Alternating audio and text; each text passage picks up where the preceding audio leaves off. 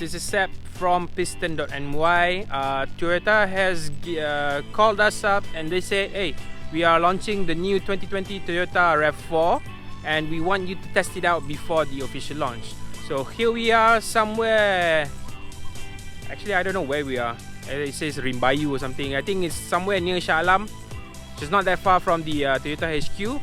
And behind me is the all-new Toyota RAV4 or RAV4.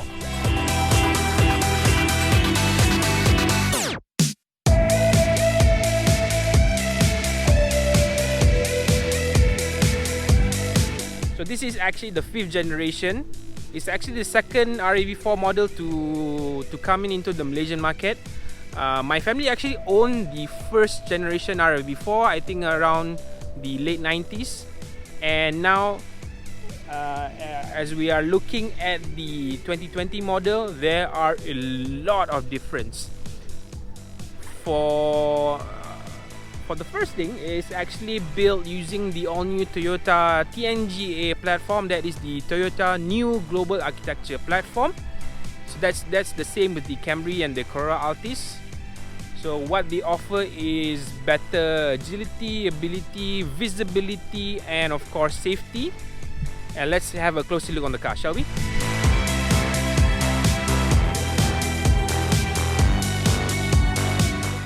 So let's go for a drive and we'll see what is so special about the 2020 Toyota RAV4. Let's go!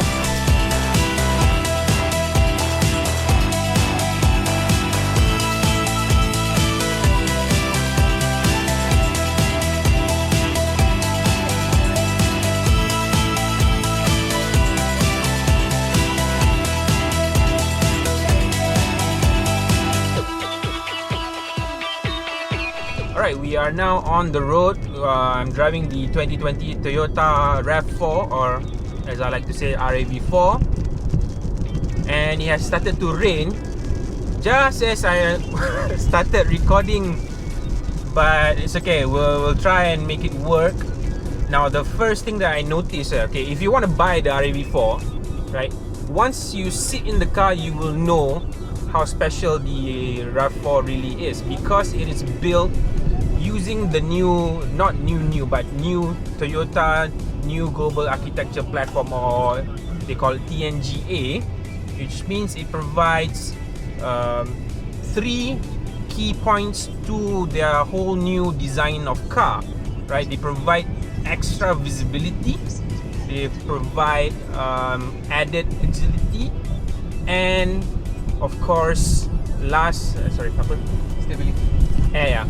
So what they will provide in this all-new TNGA platform is stability, agility, and most importantly, this is the one that you will notice, is visibility.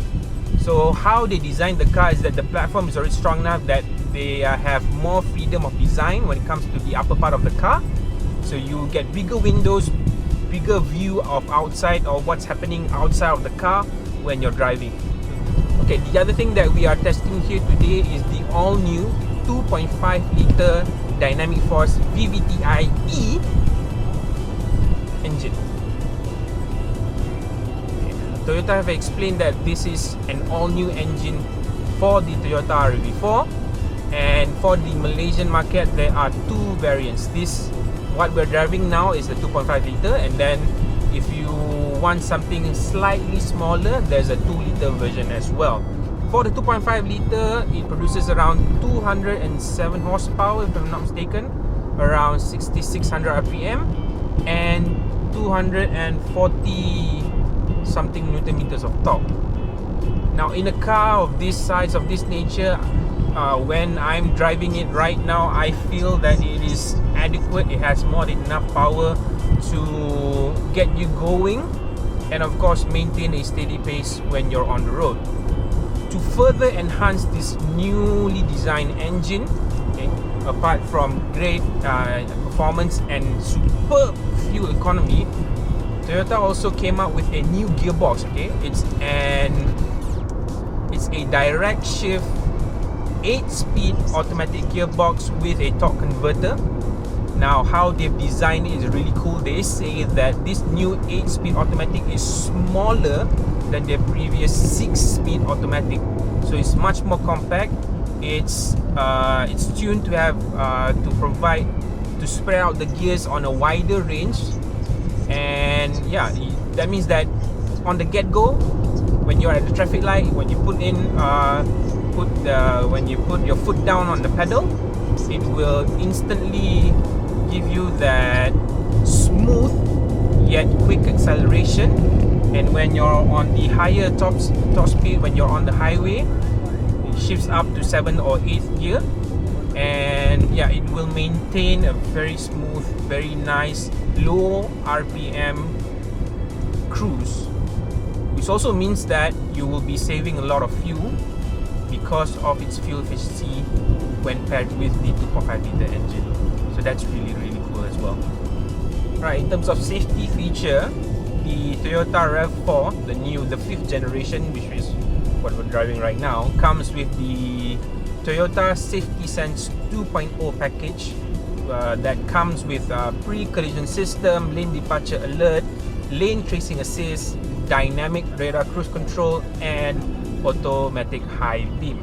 Now, the dynamic radar cruise control is something that is only available before with the Alphard and Vellfire and the Corolla Altis, so it's not new, but it's still quite new. Okay, looking at the interior, everything feels a bit more on the premium side. You get a lot of space, but also you get a lot of soft touch materials and a lot of controls, easy to control, knobs and buttons. So it won't be too big of a distraction when you're driving. Even just the act of changing the temperature of your dual zone climate control is very easy. The AC, the button is really big, so you won't miss it when you're driving and want to change the temperature at the same time. So what we also know is that in terms of boot space, okay, when you're driving an SUV, you want a big boot space, right? And this new Toyota RAV4 comes with the best-in-class 580 liters of boot space. That is before you fold in the second row seats down.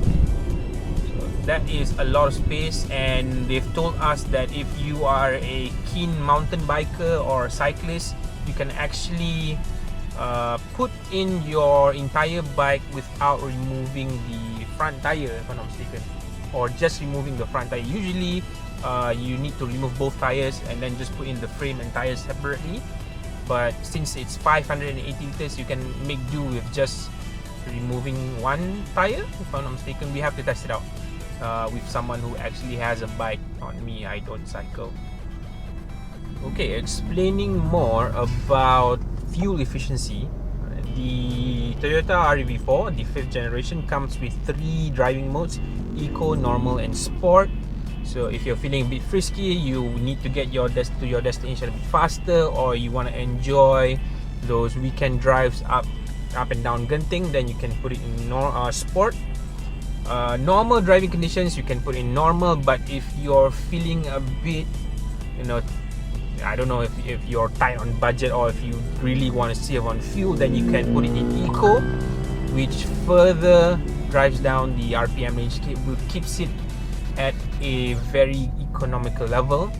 I think that in normal driving conditions, when you put it in Eco, the RPM will less likely to go above 3000 RPM, so it will maintain around 2 to 3, in somewhere in that range, and that gives you the best fuel efficiency, best mileage, and of course an all-rounder driving performance. Yeah, enough about the engine or performance. Let's look at the interior. Like I said, the interior feels nice, the steering feels nice, it's comfortable. There are a lot of places where you can store your things, cup holders in the middle, big cup holders where you can put in your flask or mugs or whatever. There's also what's this thing called, the in-car contactless card, a phone charger or something. I don't know what's it called, but basically you just put in your stupid phone there, and then you can charge your phone there, and it's very good lah. Okay, the pricing that UMW Toyota has placed on the 2020 Toyota RAV4 for this 2.5 liter is around 215,000, whereas the 2 liter that is at around 196,000. So the only difference between the 2 liter and the 2.5 liter is the engine capacity and the transmission package that you get. For the 2.5 liter, you get the 8-speed direct shift. For the 2 liter, it comes with the CVT unit. That is the only difference, right? The rest, yeah, this is another thing that I like. The rest, the other parts of the car, the interior, the exterior, the tires, the wheels, blah blah blah, it is the same.